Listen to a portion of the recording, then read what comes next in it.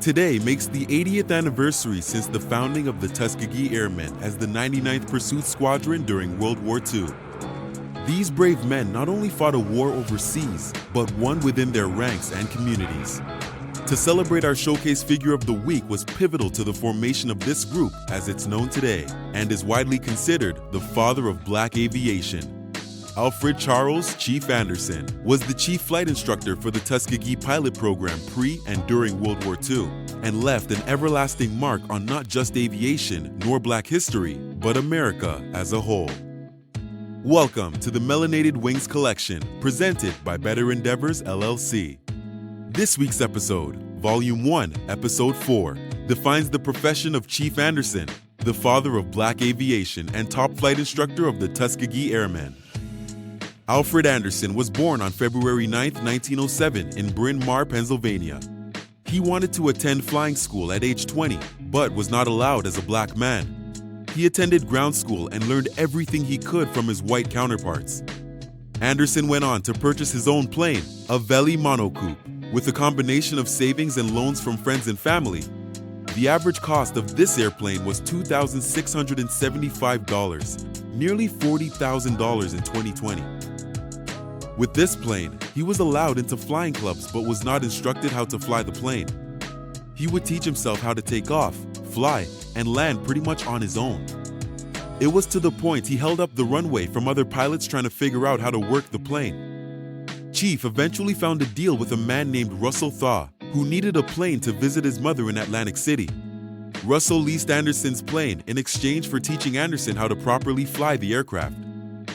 Charles earned his pilot license in August 1929 and then his air transport pilot's license in February 1932 under the guidance of a German aviator, Ernest H. Buell, known as the Flying Dutchman. He was the first black man to receive such licenses under the new Civil Aeronautics Administration, the precursor of today's Federal Aviation Administration, FAA.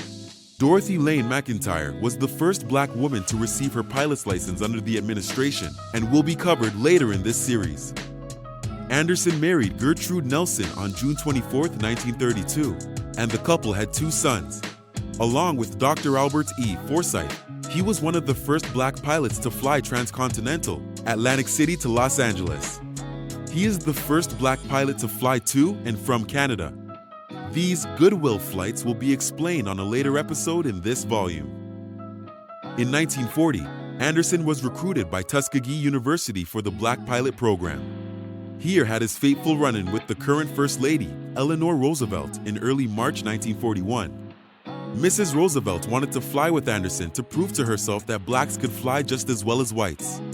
After a successful flight, the First Lady would report this back to the Roosevelt administration in Washington, D.C. This is believed to be the groundwork for the Tuskegee Airmen Experiment by the U.S. Army. By June 1941, Charles was selected to be the ground commander and flight instructor for the 99th Pursuit Squadron's cadets, the first class of the Tuskegee Airmen. After World War II, he continued to provide ground and flight training at Moton Field at Tuskegee, Alabama. He also provided aircraft and engine maintenance while selling aircraft along with the southern United States. In 1967, Chief co-founded the Negro Airmen International along with Edward A. Gibbs, whose story will be explored in a future episode this volume. This organization is America's oldest pilot organization and continues to hold a summer flight academy for youth interested in aviation. Today, this organization can be found under the name Black Wings in Aviation. Anderson continued instructing through the 1980s. He retired in the 1990s due to failing health and passed in his sleep on April 13, 1996 at Tuskegee, Alabama. The C. Alfred Chief Anderson Legacy Foundation was founded in 2012 by his granddaughter, Christina Anderson. Anderson was enshrined into the National Aviation Hall of Fame on October 4, 2013.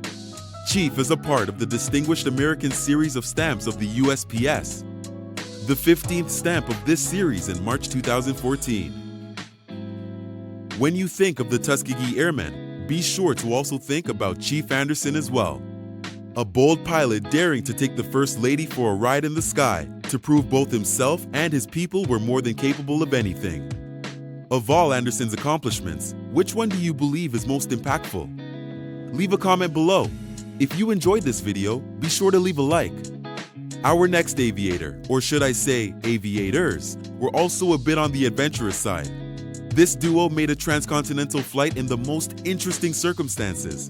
James H. Banning and Thomas C. Allen, also known as the Flying Hobos, are our highlighted individuals in next week's episode. Subscribe to our channel and click the bell to receive notifications of the next episode's premiere, along with others to come during our first volume. Feel free to visit our website listed in the description below to learn more about our Volume 1 Chronicles. As always, have an uplifting day and stay up.